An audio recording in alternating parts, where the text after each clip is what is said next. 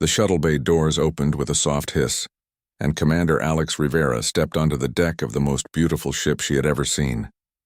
The walls were made of something that looked like crystal but felt warm to the touch. Light moved through them in slow waves of blue and silver, creating patterns that seemed to dance just for her eyes. Alex took a deep breath and adjusted her uniform. Behind her, 3 other humans followed. Sam Chen carried the diplomatic case with Earth's official documents. Maya Patel held the translation device that would help them speak with their hosts. Dr. Tom Wilson brought his medical scanner, just in case they needed to check if the alien environment was safe for humans. "Stay close," Alex whispered to her team. "We represent all of humanity today." They walked through corridors that curved like the inside of a seashell. The ceiling showed what looked like stars, but Alex knew they were deep inside the alien mothership. Everything here was designed to feel peaceful and beautiful. "Commander Rivera," a voice said from nowhere and everywhere at once. "Queen Vexhai waits for you in the throne chamber. Please follow the golden lights." Tiny points of gold light appeared in the floor, creating a path for them to follow. Alex and her team walked in silence, their footsteps making no sound on the strange material beneath their feet. The throne chamber was huge. Alex's head tilted back as she tried to see the ceiling, but it seemed to go up forever. The walls showed scenes of different worlds, some with purple skies, others with 3 suns, and one that looked like it was made entirely of glass mountains. In the center of the room sat a throne that seemed to grow from the floor like a tree made of silver and crystal. And on that throne sat Queen Vexhai. Alex had seen pictures from the first contact team, but seeing the queen in person was different. Queen Vexhai was tall, maybe 3 meters from her feet to the top of her head. Her skin changed color as Alex watched, first silver like liquid metal, then deep purple like the night sky, then back to silver again. She had 4 eyes arranged in a diamond pattern on her face, and when she looked at Alex, it felt like being examined by a gentle but very intelligent scientist. "Welcome, humans," Queen Vexhai said. Her voice came from the translation nodes floating near Alex's ears, but Alex could hear the original alien sounds underneath, like music mixed with the sound of wind through trees. "Thank you, Your Majesty," Alex said, bowing slightly. "I am Commander Alex Rivera, representing Earth and humanity. We are honored to meet you." The Queen's skin shifted to a lighter purple, and Alex hoped that was a good sign. "Commander Rivera," the Queen said, "I have been thinking about your species for many days since our first contact. Your people fascinate me in ways I did not expect." Alex waited, knowing that this conversation would determine humanity's future in the galaxy. "My scouts have given me detailed reports about humans," Queen Vexhai continued. "They tell me that humans are physically weak compared to most galactic species. You live for only a short time, barely a century for most of you. Your technology is primitive. You still use chemical rockets to travel between planets, and you have not yet learned to manipulate matter at the quantum level." Alex felt her heart sinking, but she kept her face calm. "Furthermore," the Queen said, "humans fight wars among themselves. You divide your own planet into territories and compete for resources instead of working together. Many species in the galactic collective see this as a sign that humans are not ready to join civilized society." "But," the Queen said, and her skin color shifted to bright silver, "there are other reports that confuse me greatly. My scouts also tell me that humans have survived every disaster your planet has created. Ice ages that should have destroyed you only made you stronger. Volcanic eruptions that covered your skies with ash for years, and you found ways to grow food in caves. Diseases that killed millions and your survivors built better medicine." Alex began to hope again. "Your wars, while troubling, also show something unusual. Humans often become more innovative during conflicts. You solve problems faster when facing danger. You create new technologies, new art, new ways of thinking. Most species in the galaxy become more rigid when stressed, but humans become more creative." Queen Vexhai stood up from her throne and walked closer to Alex. Each step made a sound like tiny bells ringing. "I am considering 2 options for humanity," the Queen said. "Option 1. We invite you to join the Galactic Collective as a protected species. You would be given a safe world to live on, with all your needs provided by more advanced species. You would be protected but would have no voice in galactic affairs." Alex's stomach tightened. That sounded like a very polite way of describing a zoo. "Option 2, the Queen continued. We grant you full membership in the collective, with all the rights and responsibilities that come with it. You would have access to galactic technology and trade routes. You would have a voice in decisions that affect all species. But you would also be expected to contribute something unique to our civilization. The Queen stopped directly in front of Alex. Being so close to the alien ruler was overwhelming. Queen Vexhai radiated a kind of presence that made Alex feel like she was standing next to a mountain or an ocean. The question I must answer, Queen Vexhai said, is what humans can contribute that no other species can provide. So I ask you, Commander Rivera, can you show me what makes humans special? Alex felt the weight of 6 billion people on her shoulders. Everything humanity had ever dreamed of. Traveling to the stars, meeting other intelligent life, becoming part of something bigger than one small planet. All of it depended on her answer. Your Majesty, Alex said, I can show you, but I will need access to some basic materials and tools. The Queen's 4 eyes studied Alex for a long moment. What kind of materials? Nothing dangerous or expensive, Alex said quickly. Just basic metals, some synthetic fibers, maybe some electronic components. And access to your fabrication bay, if that is possible. Queen Vexhai's skin color shifted through several shades of purple and silver. Alex realized this was probably how the Queen showed that she was thinking. This is an unusual request, the Queen said finally. Most species try to impress us with their weapons or their defensive capabilities. Others show us their art or their philosophy. You want to build something? Yes, Your Majesty, Alex said. I want to show you how humans solve problems. The Queen was quiet for another long moment. Then her skin settled on a warm silver color, and Alex heard something that might have been laughter. Very well, Commander Rivera. You will have access to Fabrication Bay 7. My chief engineer will provide you with any basic materials you need. You have 2 hours. Thank you, Your Majesty, Alex said. My team and I will not disappoint you. As they followed another trail of golden lights through the ship's corridors, Sam Chen whispered to Alex, Do you have a plan, Commander? I have an idea, Alex whispered back. I hope it works.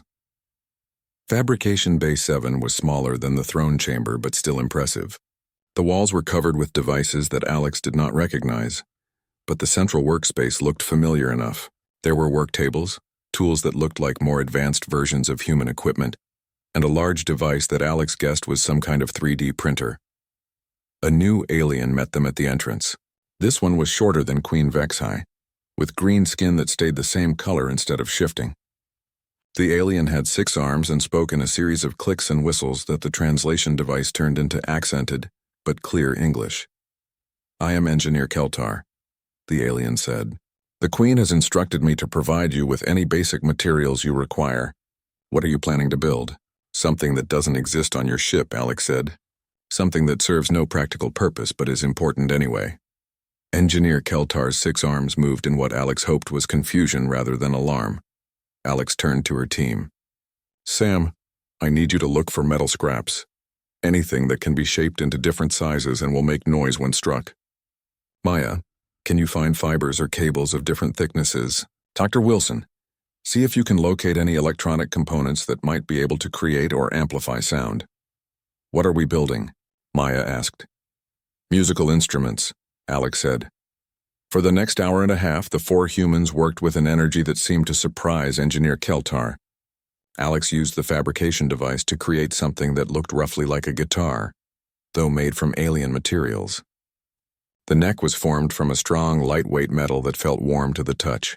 The body was shaped from a material that Engineer Keltar called resonance crystal, apparently used in their communication devices because it could amplify vibrations.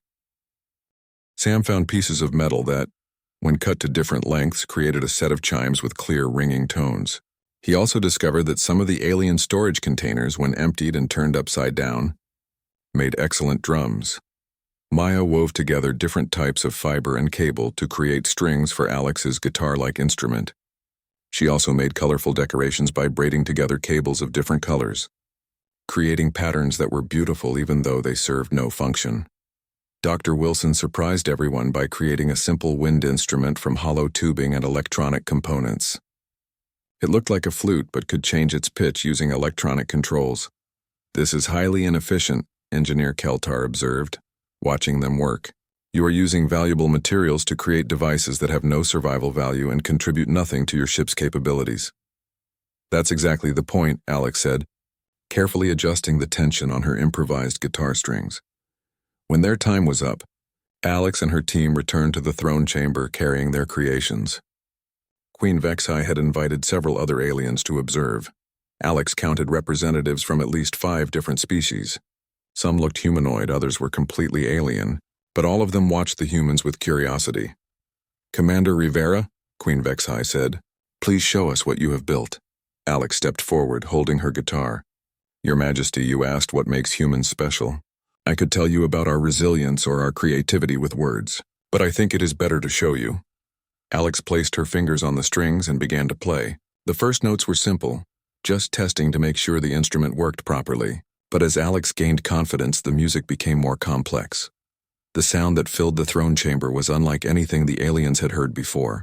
Alex played a melody that started sad and lonely, like someone far from home.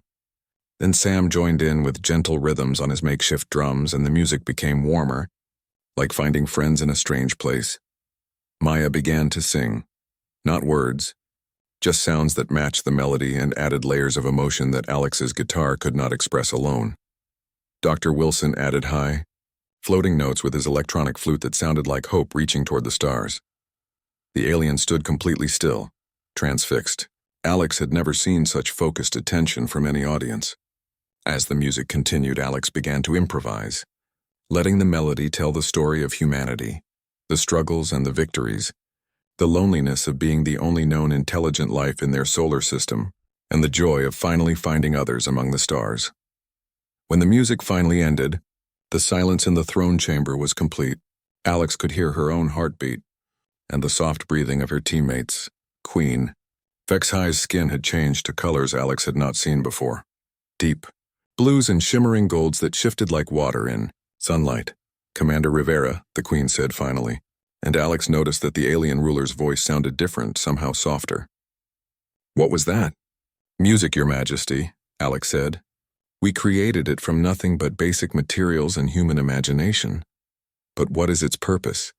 asked one of the other aliens, a being that looked like it was made of crystal and light. "What does it accomplish?" Alex looked at her team, then back at the assembled aliens. "It accomplishes nothing practical. It provides no food, no shelter, no protection from enemies.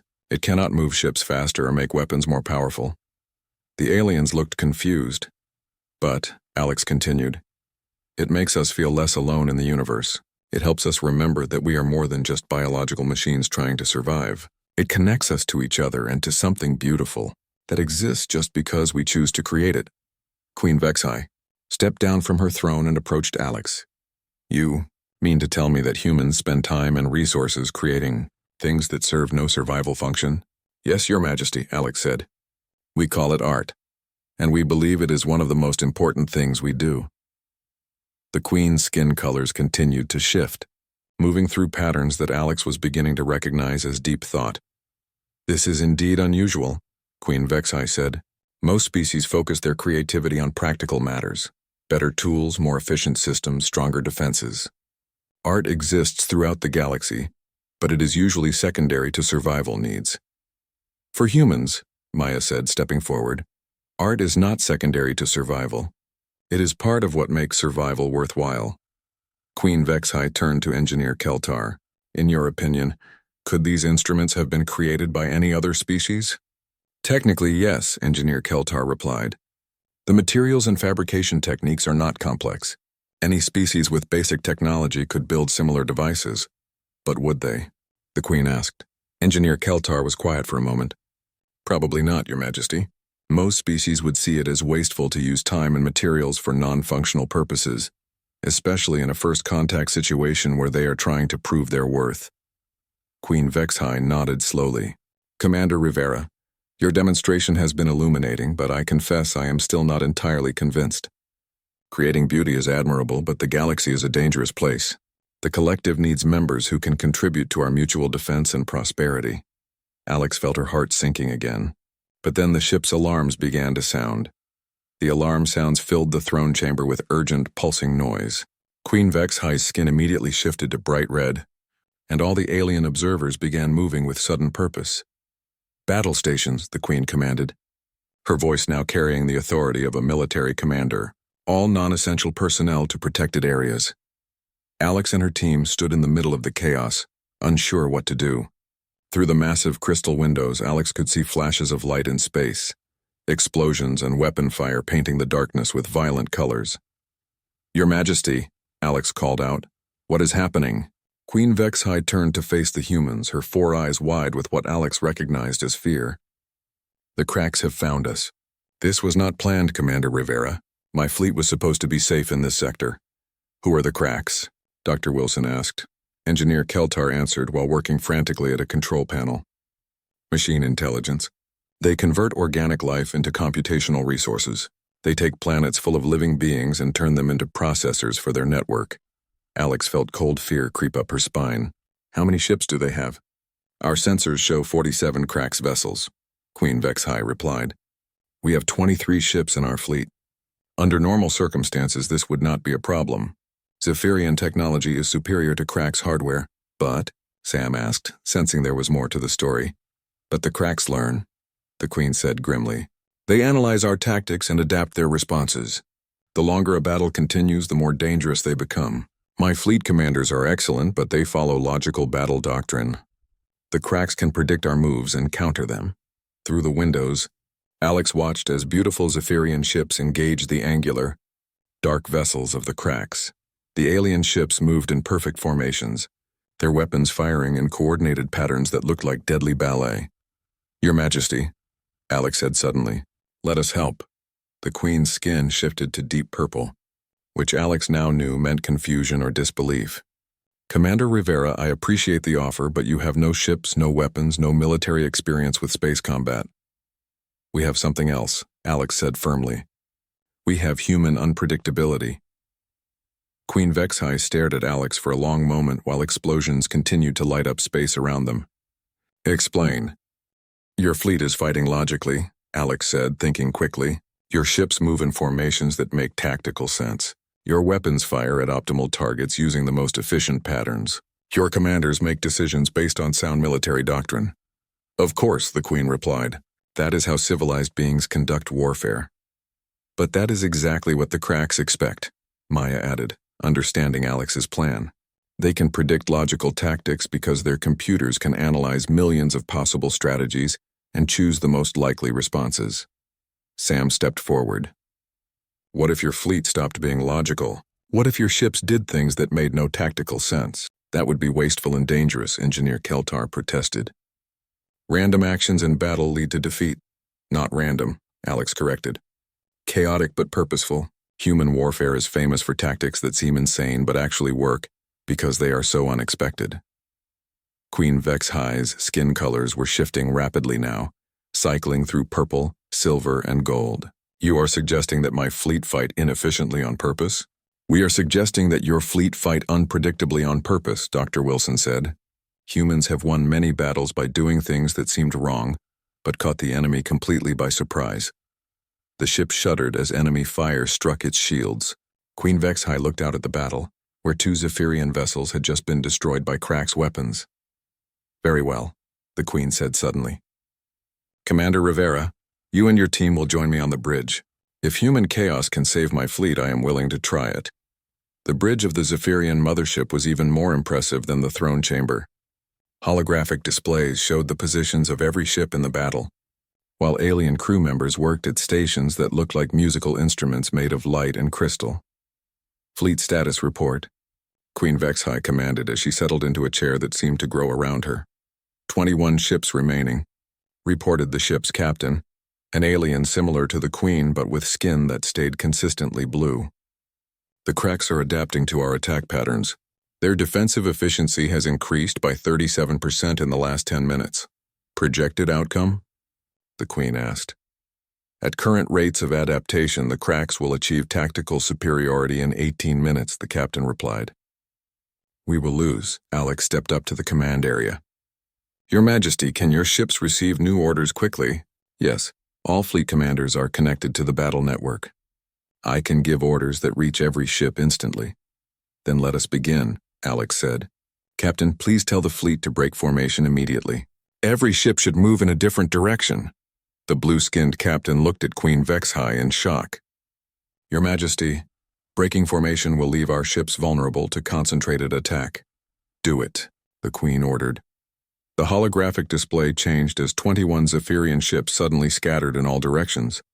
Some ships flew toward the enemy, others flew away, and several began moving in patterns that seemed to serve no purpose at all.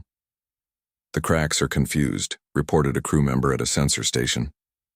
Their targeting systems are having difficulty selecting optimal targets. Good, Alex said. Now tell ships 7, 14, and 20 to fire all weapons at empty space. Empty space? The captain asked. Trust me, Alex said. The 3 ships began firing their powerful weapons at areas where no Cracks vessels were located. Brilliant beams of energy and explosive projectiles lit up empty regions of space. What is the purpose of this? Engineer Keltar asked, watching from a nearby station. Maya grinned. The Cracks computers are trying to figure out what we are shooting at. They are probably scanning those areas to see if they missed detecting something important. Ships 11 and 16, Alex continued.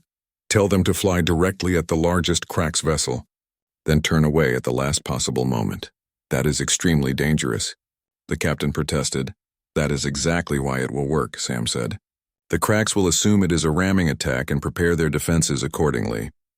Queen Vexhai watched the display as 2 Zephyrian ships accelerated toward the biggest Cracks vessel. The enemy ship repositioned itself and charged its weapons to destroy the incoming attackers. At the last second, both Zephyrian ships veered away, passing harmlessly by the Cracks ship. The enemy vessel wasted energy and repositioned itself poorly, reported the sensor operator. It is now vulnerable to attack from ships 4 and 9. Ships 4 and 9, attack the big Cracks vessel now, Alex ordered. The 2 Zephyrian ships struck the confused Cracks vessel with concentrated fire, destroying it completely. Excellent, Queen Vexhai said, her skin now shifting to excited gold colors. What next, Commander Rivera? For the next 15 minutes, Alex and her team fed the Zephyrian fleet a series of increasingly bizarre orders. Ships flew in spirals for no apparent reason, then suddenly attacked from unexpected angles. Vessels fired their weapons in seemingly random patterns that actually created confusion and misdirection. Some ships pretended to retreat, drawing Cracks vessels into traps, while others pretended to be damaged to make enemies overconfident. The Cracks adaptation rate has dropped to near 0, reported the sensor operator.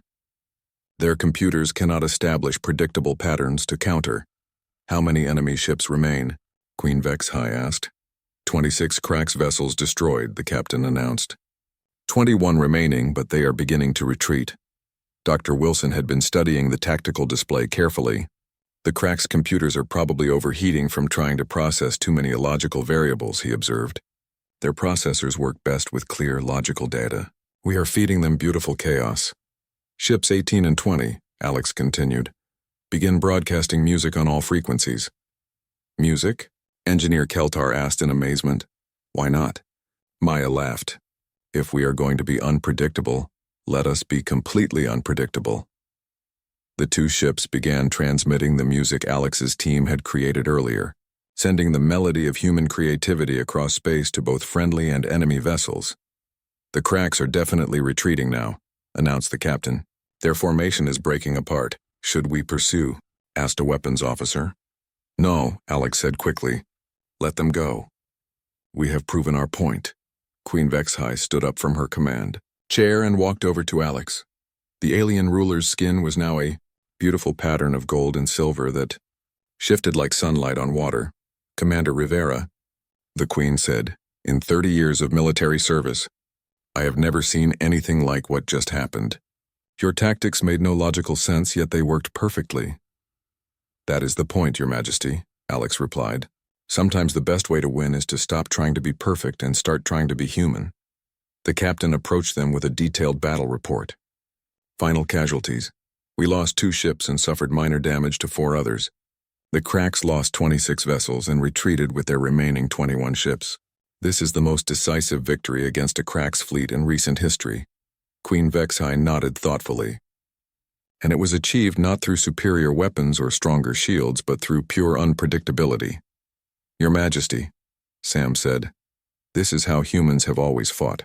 We are not the strongest or the fastest or the smartest, but we are very good at doing things that surprise our enemies. And ourselves, Maya added with a smile. The Queen walked back to the command area and activated the fleet communication system. All ships, this is Queen Vexhai. Today you have learned something new about warfare.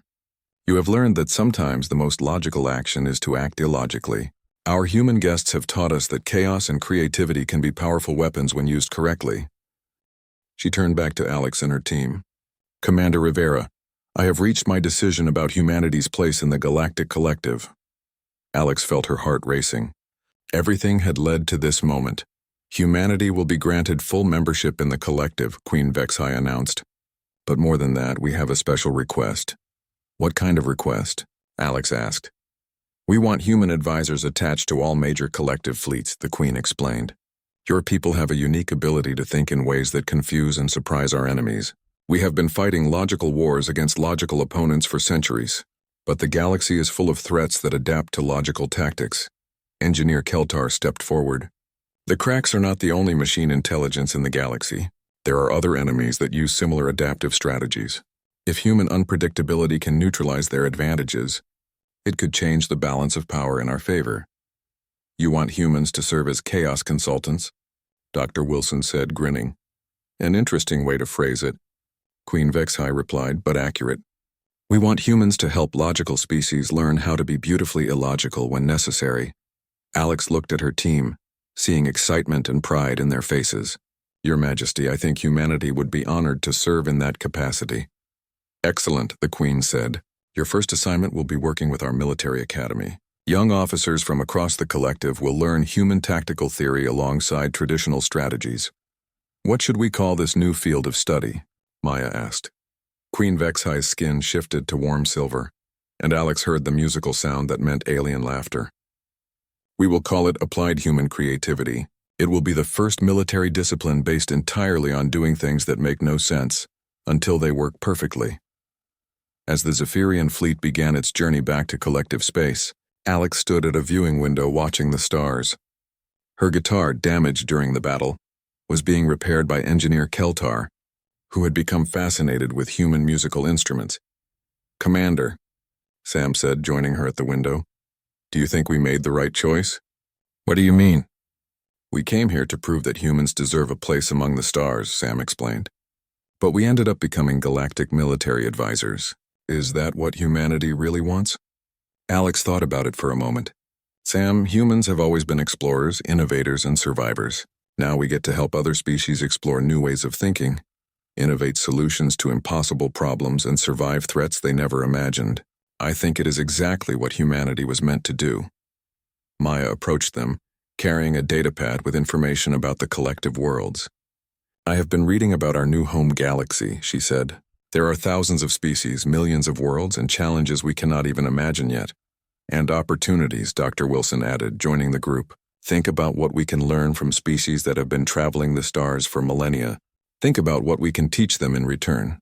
Queen Vexhai appeared behind them, moving with the silent grace that seemed natural to her people. Commander Rivera, I wanted to thank you personally. Today you showed me something I had never considered before. What was that, Your Majesty? You showed me that strength is not always about being perfect, the Queen replied. Sometimes strength is about being willing to try something that might fail, to create something beautiful in the middle of chaos, to care about things that serve no practical purpose, Your Majesty. Alex said, that is what makes us human. Yes, Queen Vexhai agreed, and it is exactly what the galaxy needs. Welcome to the collective humans. Welcome to your future among the stars. As Alex looked out at the endless expanse of space, filled with worlds she had never imagined and adventures she had never dreamed of, she realized that this was not the end of humanity's story. It was just the beginning. The little blue planet called Earth had raised a species of dreamers, fighters, artists, and survivors. Now those humans would carry their beautiful chaos to the stars, teaching the galaxy that sometimes the most logical thing to do is to embrace the wonderful unpredictability of being alive.